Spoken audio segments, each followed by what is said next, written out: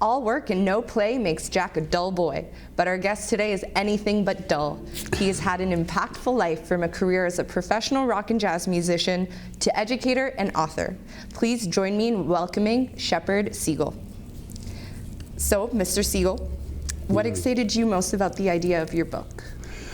Oh, well, I got back in touch with the idea of playfulness. I saw it growing up as a teenager. That in the and I grew up during kind of the '60s, and there was a lot of protest. It was a Vietnam War was going on. I'm American, but the protest wasn't always serious. A lot of the protest was very playful. And that was very inspirational to me, that not only did you want to put an end to war, but you wanted to also create something new. And that something new, to me, what was exciting about it was the playfulness. And so it became part of what inspired me. And so those ideas had been kind of gurgling about, and then I had a whole career as an educator. And I left that at one point. In fact, the point at which I left my education career was when Robin Williams died. And Robin Williams was one of those kinds of people who retained the playfulness of a child into adulthood and somehow found a way to express it as a grown-up. And he had this quote where he said, you know, we're all born with a little bit of madness and we mustn't lose it. And so when he died, it was a signal to me. So I left my work as an educator and said, I have to get this book written and done. And what was the most interesting thing that you learned when researching your book, A Disruptive Play? That's a great question, Donia, that I had to write the book twice. Because the first time it was just an investigation of play. And as with all interesting things in the world, there's an academic organization connected to it. So I joined the Association for the Study of Play. And well, at one of those conferences, I met someone and she said, well, you know, based on what you're writing about, you really should look into the Trickster. And so I did, and started reading books about the trickster archetype and the trickster in folklore and mythology. And all of a sudden I saw this connection. I had to go back and rewrite the entire book. That what happens is, if you're a grown-up who has retained the ability to be playful the way you were as a child, you're going to encounter, consciously or unconsciously, the trickster archetype, the trickster demigod. And that opened up a whole new vistas of research and thought, and gave me even more to try to convey through the book. So this isn't your first book? Technically, no, because as an educator in my previous career, I wrote a book. I worked with young people with disabilities, and I helped them to make the transition from high school to adult life, whether that meant helping them get into college or getting them also work and employment. But it was also part of the inspiration, because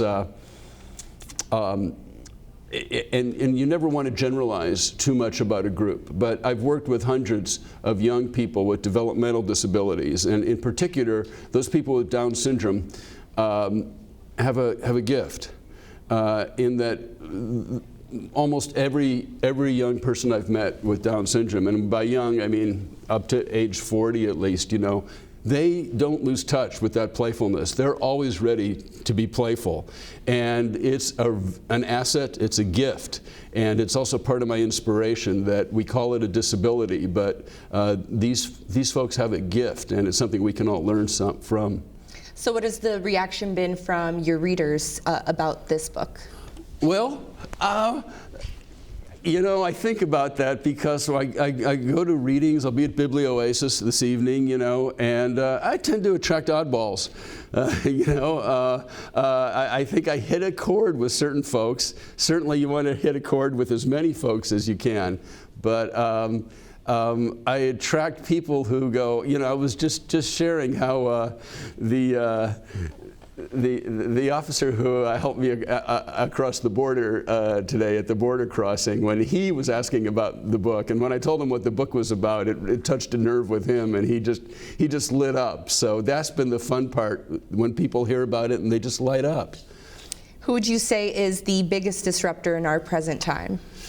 Oh boy, in our present time, the disruptive player, the person who used playfulness. Well, I'm a big fan of a couple of folks from Montreal, the Yes Men. And the Yes Men seem to have learned a lot from tactics of previous players. They get part of a chapter in the book, and also Abby Hoffman, who goes back a ways. Abby Hoffman is an ultimate disruptive player. But the Yes Men from Montreal really take pages out of his out of his playbook, and they're around today doing disruptive playfulness. Let me say one other thing, is that for disruptive play to be an influential force in society and politics, it's more important that it be a collective movement than it be an individual person. So my other answer to your question would be that the internet provides this opportunity for collective playfulness, and we see it with Anonymous, I think, is one of the more interesting phenomena to understand. And the other one I point to is Burning Man. I think that Burning Man is an opportunity for disruptive play in a very socially progressive way. So I wanted to ask, how do you find your inner trickster? Well, if I could steal a line from Lady Gaga, you know, I think I was born that way.